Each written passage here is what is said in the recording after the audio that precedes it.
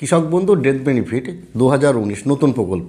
এই কৃষক বন্ধু ডেথ বেনিফিট অর্থাৎ মৃত্যুজনিত সহায়তা যে 2 লক্ষ টাকা করে পাওয়া যায়। কৃষক বন্ধু প্রকল্পের কোনো কৃষক যদি 60 বছরের ঊর্ধ্বে মারা গিয়ে থাকেন, তাহলে তার পরিবার মানে ওয়ারিশ সূত্রে যারা আছেন তারা প্রত্যেকেই 2 লক্ষ টাকা করে পান। অর্থাৎ কি তারা প্রত্যেকে এই 2 লক্ষ টাকা ভাগ করে সমান ভাগে পান। তাহলে এই কৃষক বন্ধু ডেথ বেনিফিট স্কিম সম্বন্ধে আজকে আমরা এই ভিডিওর মাধ্যমে আলোচনা করতে চলেছি। এটা পার্ট 1, কারণ কৃষক বন্ধু ডেথ বেনিফিট স্কিমটি অনেকগুলো কাগজের রিকোয়ারমেন্ট করে, যার কারণে আমরা এই ভিডিওর মাধ্যমে সবগুলো আপনাদের সম্বন্ধে না জানাতে পারলেও এই বিষয়টা সম্বন্ধে একটুখানি তুলে ধরতে পারি। তারপরে পার্ট করে আমি আপনাদেরকে অবশ্যই জানিয়ে দেবো যে কৃষক বন্ধু ডেথ বেনিফিট স্কিমটি কীভাবে আপনি আবেদন করবেন এবং কোনো মৃত কৃষক যিনি মারা গেছেন তার পরিবার ওয়ারিশ সূত্রে যারা আছেন তারা কীভাবে এই 2 লক্ষ টাকা পেতে পারেন তা বিষয়ে আমরা আলোচনা করব। নমস্কার বন্ধুরা, আমি শুভঙ্কর মণ্ডল, আমার মা ইউটিউব চ্যানেলে আপনাকে স্বাগতম। আজকে আমরা এই ইম্পর্টেন্ট টপিকটি নিয়ে আলোচনা করছি যে কৃষক বন্ধু ডেথ বেনিফিট কীভাবে আপনি আবেদন করবেন। দেখুন, একদম অল্প করে বলে রাখি, তাহলে আপনার বুঝতে সুবিধা হবে। কৃষক বন্ধু ডেথ বেনিফিট স্কিমের জন্য আপনি আবেদন করতে পারেন ব্লক কৃষি দপ্তর অফিসে। আপনার ব্লক কৃষি দপ্তর অফিসে গিয়ে সেখানে আপনি যোগাযোগ করলে এই কৃষক বন্ধু ডেথ বেনিফিট স্কিমের এই ফর্মটি সংগ্রহ করতে পারবেন।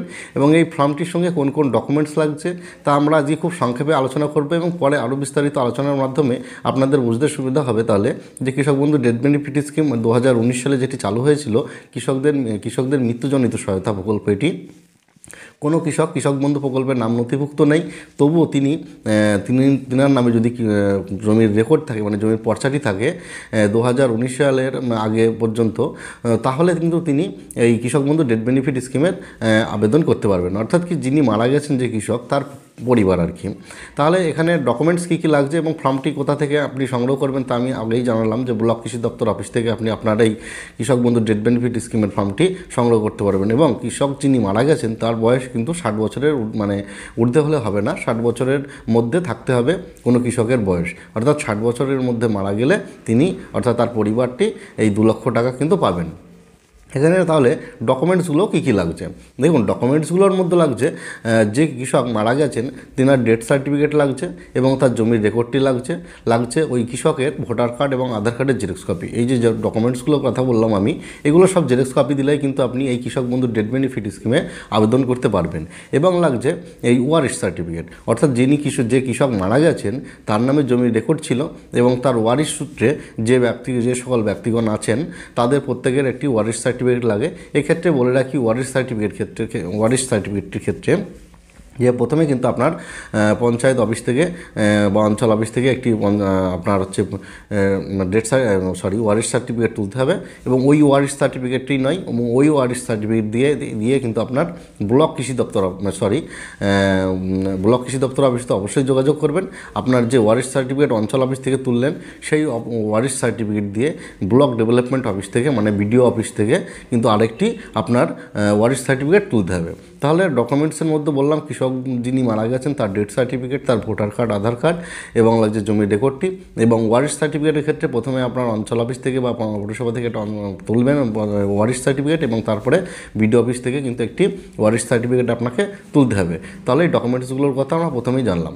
এবার ওয়ারিশ যারা আছে তাদের প্রত্যেকের ভোটার কার্ড, আধার কার্ড এবং ব্যাংকের বইয়ের জেরক্স কপি কিন্তু এক্ষেত্রে ম্যান্ডেটরি লাগছে, কারণ প্রত্যেকটি ওয়ারিশের কিন্তু ব্যাঙ্ক অ্যাকাউন্ট থাকাটা জরুরি যদি তিনি 18 বছরের ঊর্ধ্বে হন।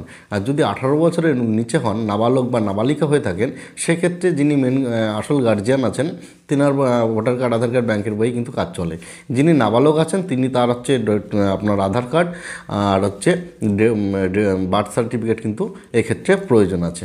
তাহলে আমরা খানিকটা বিষয় জানলাম এবং এই ফর্মটি সম্বন্ধে আমরা পরে নেক্সট ভিডিওতে জানবো যে এই ফর্মটি আপনি কীভাবে ফিল আপ করবেন, কোন ডকুমেন্টস আপনাকে এর সাথে সাবমিট করাতে হবে। এবং ডকুমেন্টসের কথা আজকের এই ভিডিওতে আমরা খানিকটা জানিয়ে ফেললাম যে কোন ডকুমেন্টস লাগবে, কোন অফিসে গিয়ে যোগাযোগ করতে হবে। এবং এই 2 লক্ষ টাকা কিন্তু ফ্রড মোড কিছু নয়। আপনি আবেদন করলে আপনার ডকুমেন্টসগুলো সঠিক থাকলে অবশ্যই আপনি আপনার 2 লক্ষ টাকা আপনার যে কৃষক মারা গেছেন তার পরিবার এই 2 লক্ষ টাকা কিন্তু পেয়ে থাকবেন।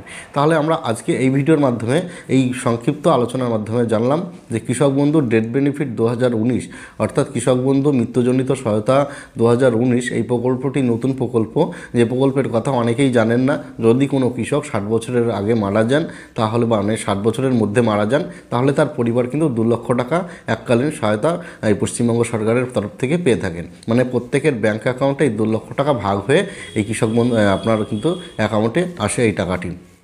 তাহলে এই কৃষক বন্ধু প্রকল্পের মানে কৃষক বন্ধু মৃত্যুজনিত সহায়তা প্রকল্পে আবেদনের জন্য ডকুমেন্টসগুলো কথা আপনাকে আমি জানালাম। আপনি ফর্মটি কোথা থেকে সংগ্রহ করবেন তা আমি খানিকটা বিষয় বোঝাতে পেরেছি। এবং এরপরের নেক্সট ভিডিওতে আমরা আলোচনা করব যে কৃষক বন্ধু ডেথ বেনিফিট স্কিমের আবেদন করতে হলে কিভাবে আপনি ফর্মটি পূরণ করবেন এবং কোন কোন ডকুমেন্টস কোথায় গিয়ে কিভাবে সাজাবেন এবং কটি সেটে এই ফর্মটি ফিল আপ করতে হয় এবং কটি সেট তৈরি করতে হয় এবং আর কি কি করতে হয় প্রত্যেকটি বিষয়ে আমরা এর পরের নেক্সট ভিডিওতে আলোচনা করব। নমস্কার, আজকের ভিডিওটি আমাদের এই পর্যন্তই ছিল। ভালো লাগলে একটি লাইক করবেন, কমেন্ট করবেন, শেয়ার করবেন এবং আমার ইউটিউব চ্যানেলটি সাবস্ক্রাইব করে পাশে থাকা বেল আইকনে অল অপশনে ক্লিক করে দেবেন। Thank you.